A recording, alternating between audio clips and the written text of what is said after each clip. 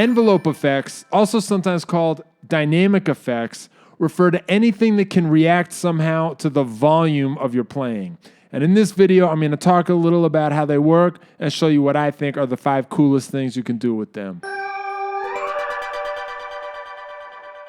For starters, what does the word envelope mean? Well, anytime you play a single note, the entire life of that note can be divided into 4 eras. The first era is attack, and that's how long it takes the note to get as loud as it'll ever be. And then the next era is called decay, and that's when the note falls from its peak to the level it's going to sustain at. And then sustain is the next era. That's how long the note lasts at that sort of steady volume. And then release is the last era. That's how long you still hear the note as it falls to silence. Those 4 eras taken together is what an envelope is.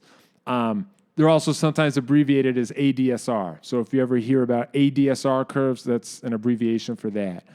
It's not hard to make an effect that'll somehow detect those 4 jumps in volume and then set a parameter to react to that. That's what an envelope follower is doing. It's some part of an effect that is following your envelope. So for the first example of something that can do that, I want to talk about the Mirror House from Electronic Audio Experiments. This is a brand new pedal that can do all kinds of crazy pitch and chorus effects, and not all of them are even dynamic or envelope based, but you can make it do that if you want to. So I found a setting that'll give a really gnarly pitch shift, and the pitch shift follows your envelope. So however hard you play, that's like how disgusting the pitch shift will be. And running that into some overdrive and dirt is a great sound.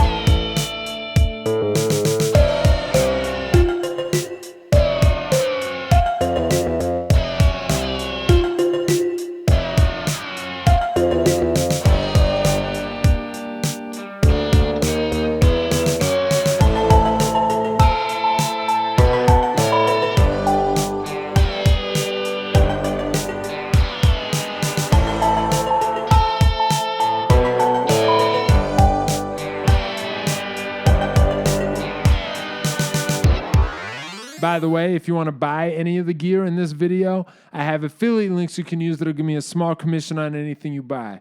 I'll put the affiliate links in the video description. Money! For filter number 2, I want to talk about automatic wah-wahs. This is a very common application for envelope effects because just by itself, a wah-wah pedal is only really a peak filter that you move. And normally with a wah-wah pedal, you move it by moving the wah-wah pedal with your foot. But if instead you had a peak filter that would move based on changes in your envelope, the result would be an automatic wah-wah pedal. So for the example you're about to hear, I used the Paragraphs from Vongon. This is a very tweakable, very sophisticated filter that also has envelope detection in it. So you can use this to design your own ideal wah from the ground up, and then have it do envelope detection to make it an automatic wah. If you don't want to do the envelope thing, you could also just control it with the expression pedal, and then your expression pedal will become like an old-fashioned wah-wah pedal that you designed. I did the envelope thing. This is the setting I used. This is what it sounds like.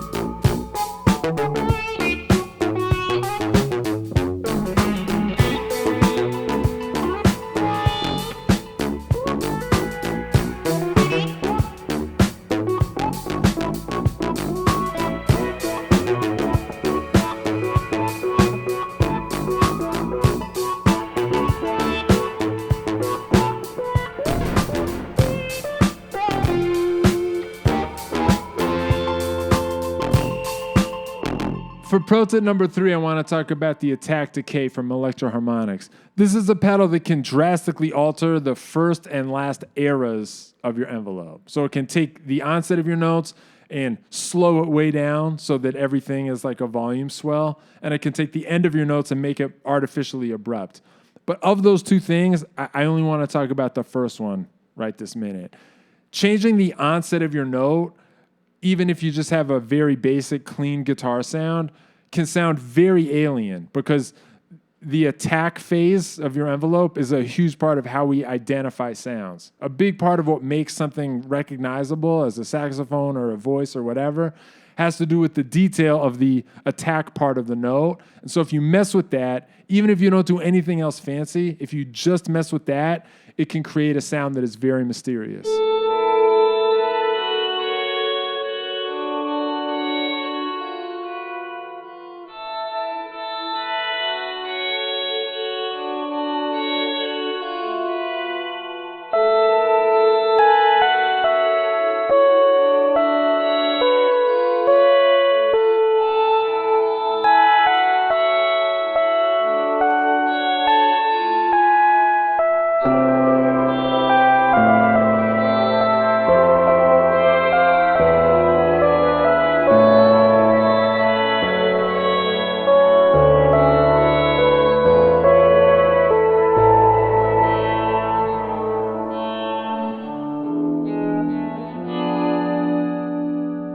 Okay, but what if you messed with the onset and then you messed with every other part of the note too? Well, for pro tip number 4, I went back to the paragraphs from Vongon, and I was using the envelope detection in this to recreate what the Electro-Harmonix Attack Decay was doing in pro tip number 3. So this is just creating a volume swell for me, but then in addition to the volume swell, I'm using the rest of the filter, and I'm modulating the filter so dramatically that it creates this spooky atonal sound.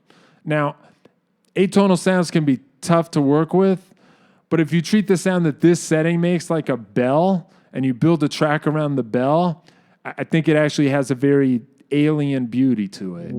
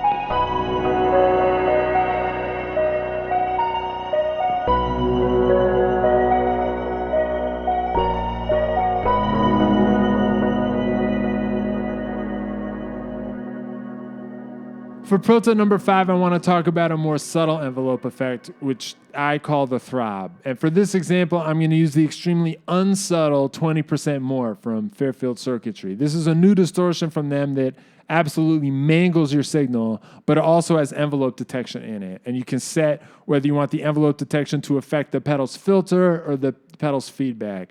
I prefer feedback, but I got to tell you, the result is not a sound that I would immediately identify as being an envelope thing. Instead, it just adds this weird flickering texture to everything you're doing. It's like anything you play is just now throbbing a little bit. This is the setting I use, and this is what it sounds like.